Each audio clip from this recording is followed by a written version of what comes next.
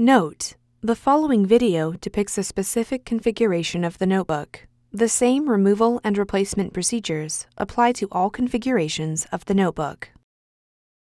Before you begin, remove the top cover and system board. Removal: remove the wireless antenna and webcam cables from the routing channel on the base enclosure and speakers.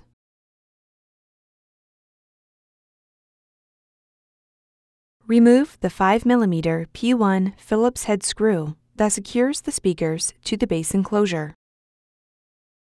Lift the speakers off of the alignment pins and slide them out from under the lip on the base enclosure and remove. Replacement: slide the speakers under the lip on the base enclosure and lower them onto the alignment pins. Replace the 5mm P1 Phillips head screw that secures the speakers to the base enclosure. Route the wireless antenna and webcam cables through the routing channel on the base enclosure and speakers.